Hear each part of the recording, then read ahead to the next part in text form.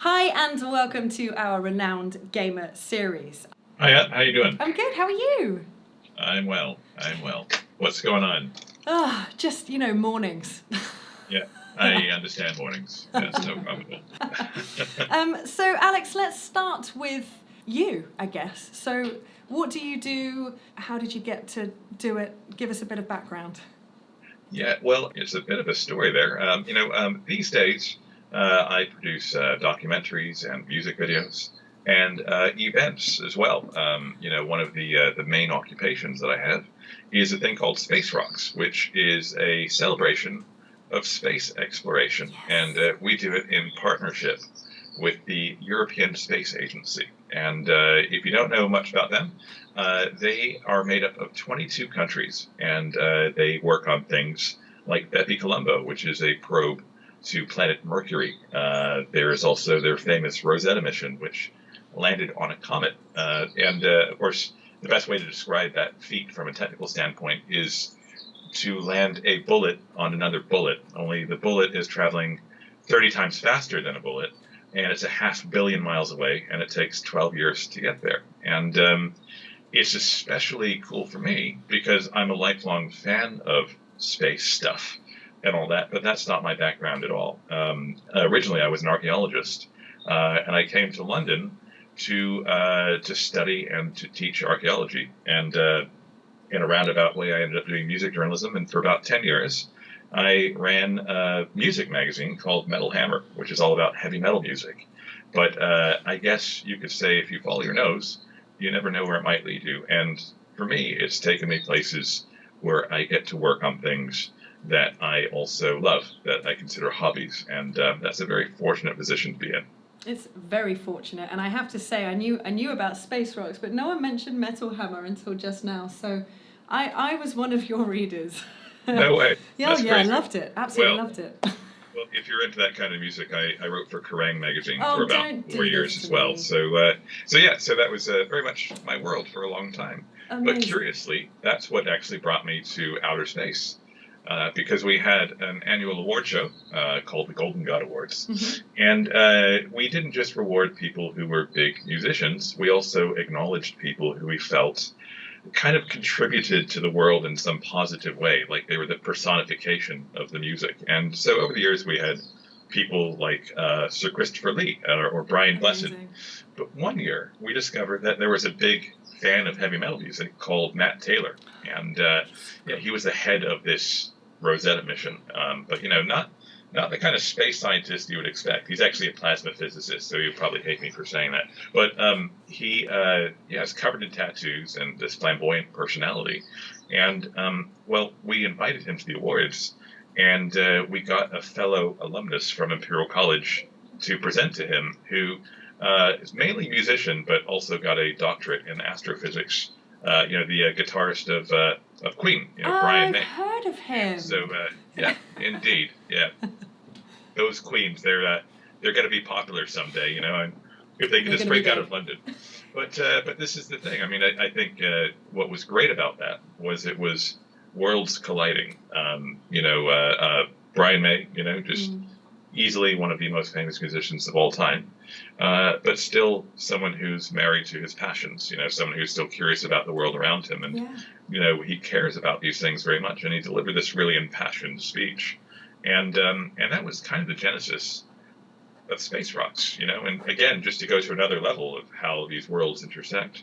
The reason why we called it Space Rocks was because astronaut Tim Peake, when he was in orbit, used to tweet his favorite songs from orbit, and he would always use the hashtag Space Rocks. And that's why he always turns up to our events, because in a way he's kind of like a spiritual, ancestor of what we're doing. I love that. And I have to say, also number one fan of Matt Taylor. I think he's absolutely fantastic. And I feel like I was on holiday maybe when he did the Rosetta landing.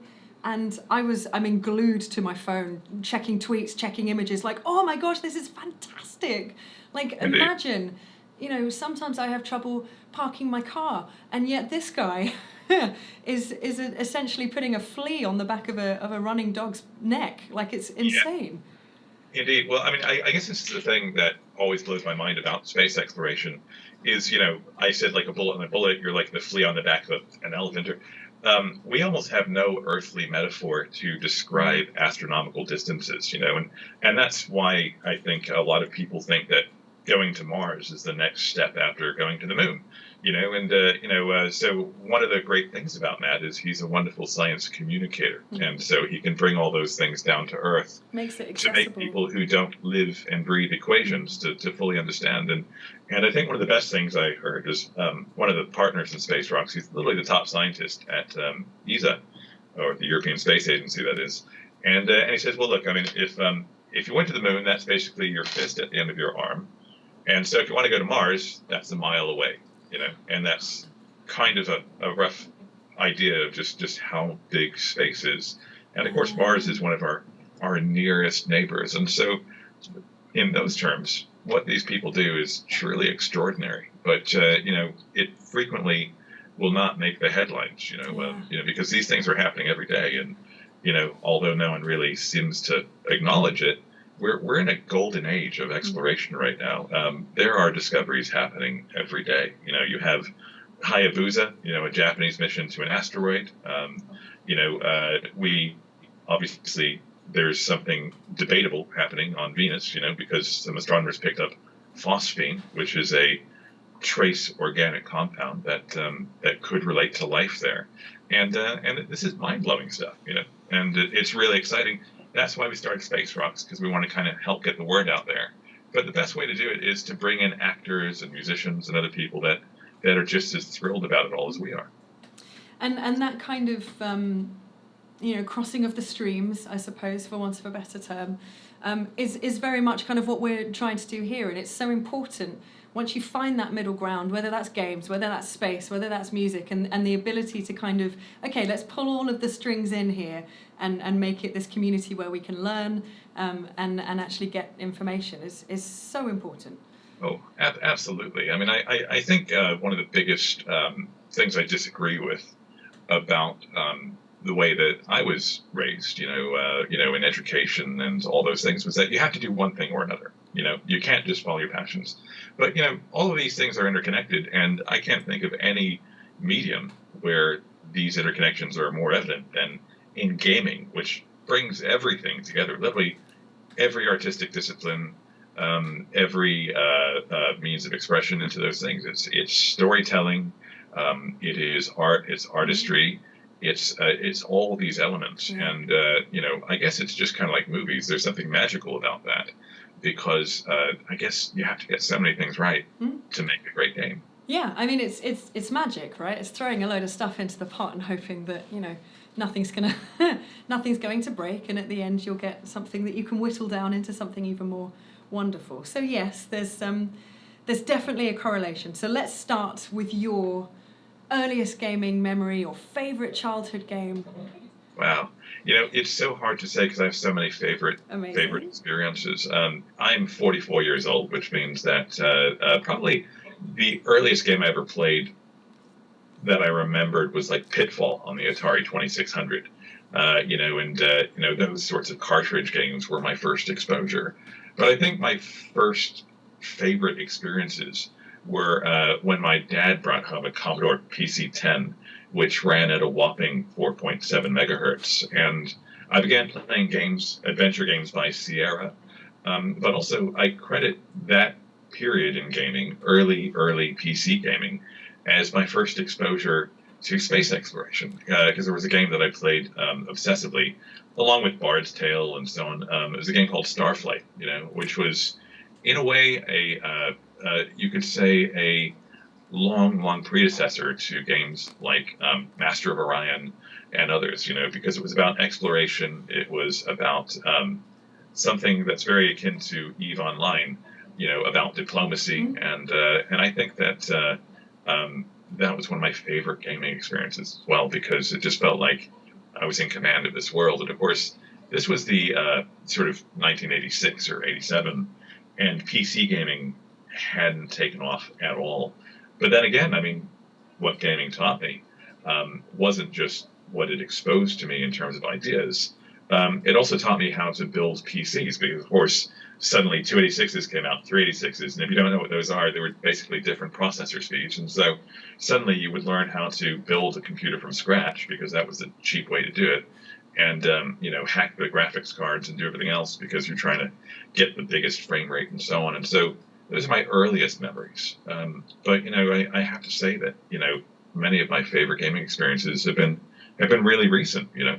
But I can safely say I've been gaming my whole life. I love And that. it's just remarkable to me how much they've evolved because the stuff that you see now you couldn't dream of 30 years ago.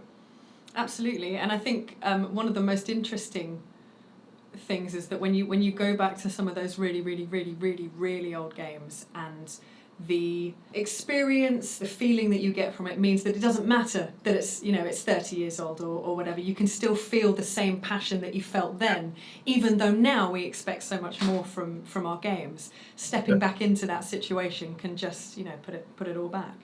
No, I fully agree. I mean, I think for a long time, games have been so focused on, the sort of like the graphics quality, what's being portrayed. Of course, that's a huge thing.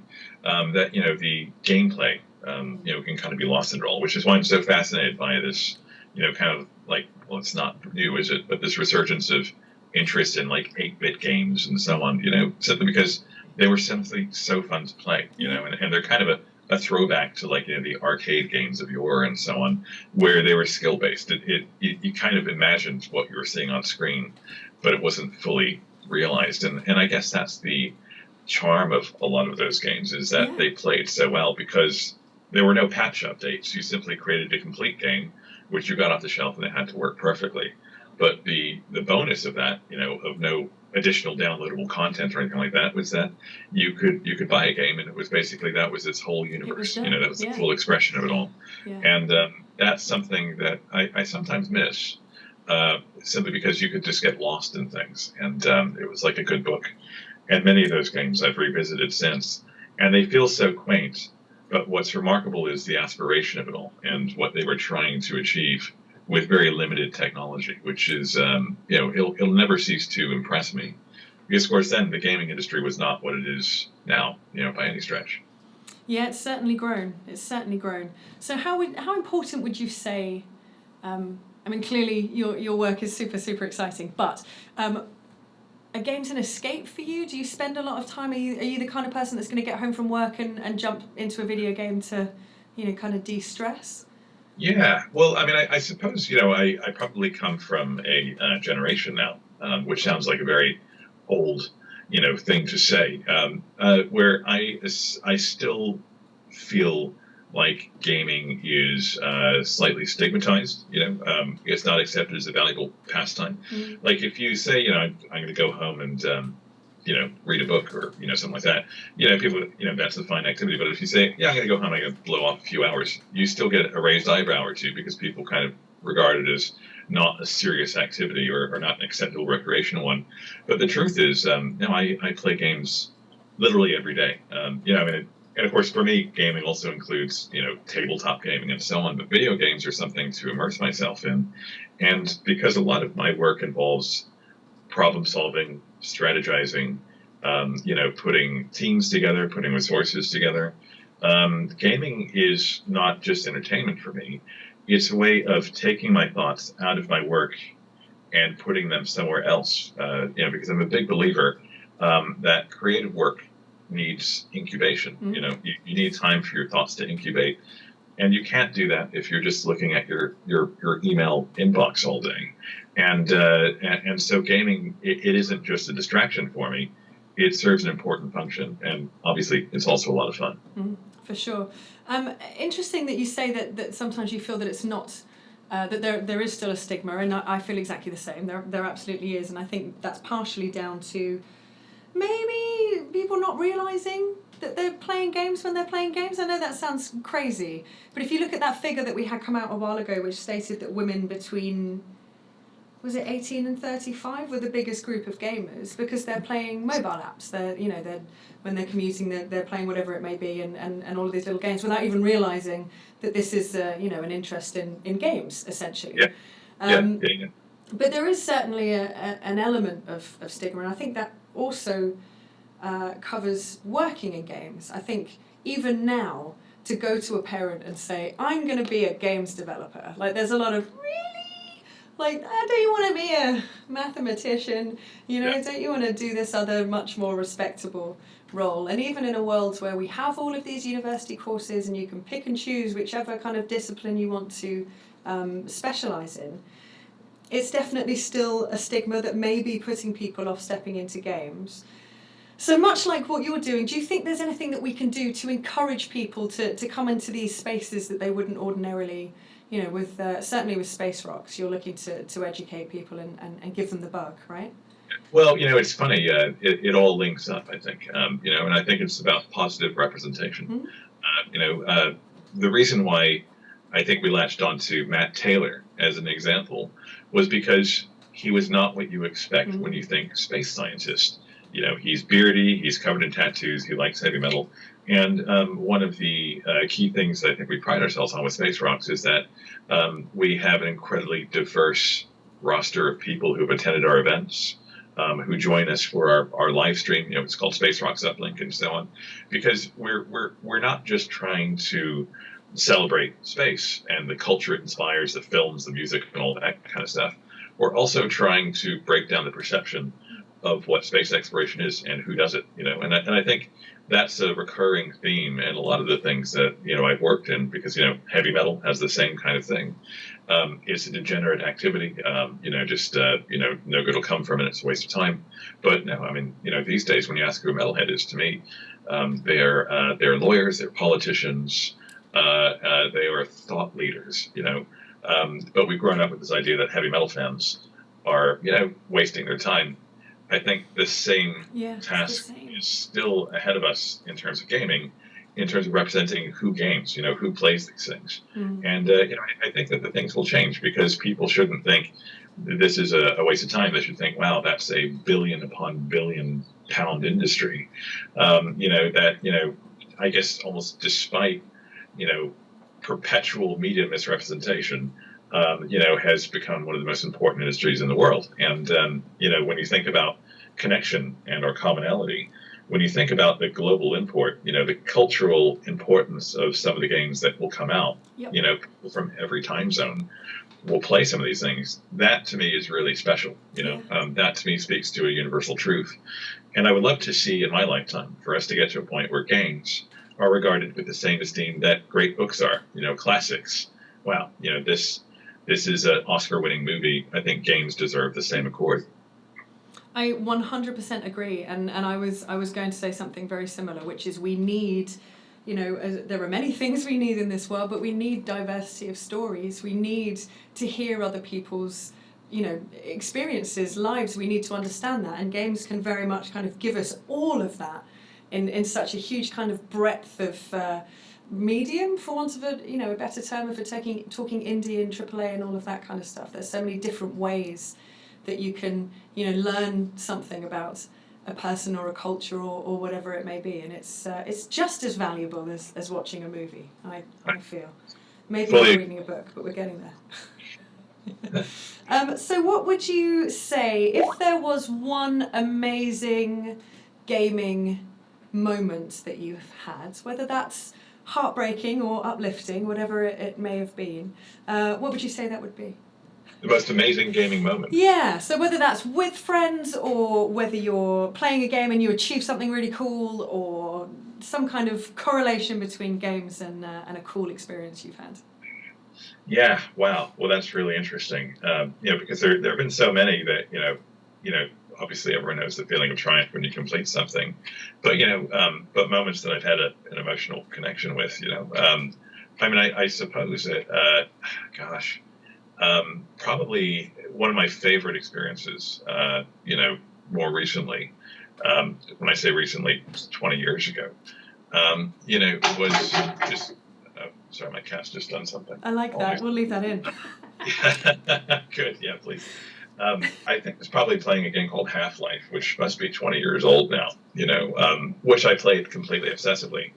But what was going on in my life at that point, I was doing my second master's degree, and I was completely burnt out. And that game, because I was also working full-time while doing that, that was my entire life, and just my entire world, and it was just something I returned to, and it's weird because gaming can take you into a different dimension of reality. And a lot of people are familiar with that, because when I think of like the images, the times, the memories of that time, I just remember books work Half-Life, books work Half-Life, and that's kind of peculiar, because I guess you could say it became an important part of my life, and almost like an emotional support bubble, you could say, because it was something I returned to, and I think that's one of my fondest memories, because I think that's when I first really acknowledged how meaningful games could be, because for me, that weird interdimensional world, sort of became the only refuge I had from what was an incredibly stressful time. There are many more. That's really relatable. I had a similar thing. I absolutely haven't done 2 masters, but I attempted to do a degree from home, and my escape was Journey, the PlayStation game. I don't know if you've picked it up. Oh man! And so it was very much the juxtaposition of study, study, study. Oh, relax, relax, relax. Like everything's fine, everything's calm. Look how sparkly it is. This is wonderful, and it really kind of sorted me out. Oh yeah, no doubt. But I mean, isn't that crazy? And of course, well, you get into MMOs, and for instance, World of Warcraft, making friends with people online, and then they become friends in real life. That's quite something. Absolutely. When you go from, okay, we're just going to stop dungeon crawling for a bit. Let's just sit around a campfire and chat. Yeah, let's be pals. Yeah, I mean, isn't that weird? I mean, I actually heard that in times of COVID, there's some companies that are actually sitting around campfires in Red Dead Redemption 2. Instead of doing Zoom calls, because guys, what are we doing? I mean, we could be on a Zoom call, or we could just sit around a campfire and chat then. And that's incredible to me. And feel like you're in a different world, and actually take a breath. Feel the weight come off. Like, oh, okay, this is better. So, if you could have any job, you're gonna wake up tomorrow, Alex, and you're gonna be a game developer of your choice. What are you? Gosh, that's so hard to answer because, I guess games development involves so many different disciplines coming together in a real beautiful harmony, when it's creating the best games. But I think it's kind of like with movie making or all these other areas that I'm very interested in. There's a key to it all, which is probably just the most basic thing of everything, which is just really good writing, the storytelling.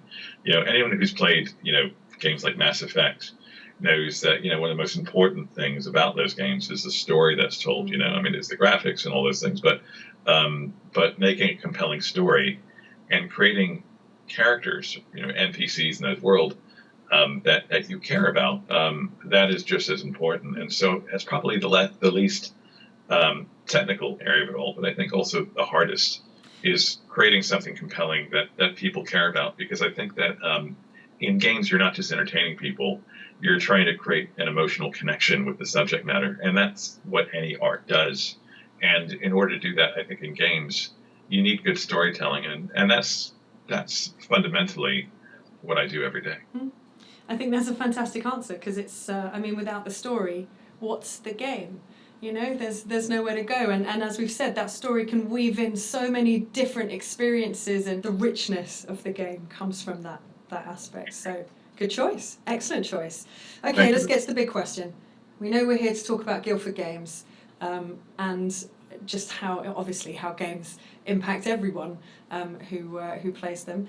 But if we were to go into specifics, favorite Guildford game or studio? Dare I? Oh. Gosh, it's a really difficult choice, but I have to go with No Man's Sky, simply because of the raw ambition of that game, its originality, and just the sort of the aesthetic beauty of it all.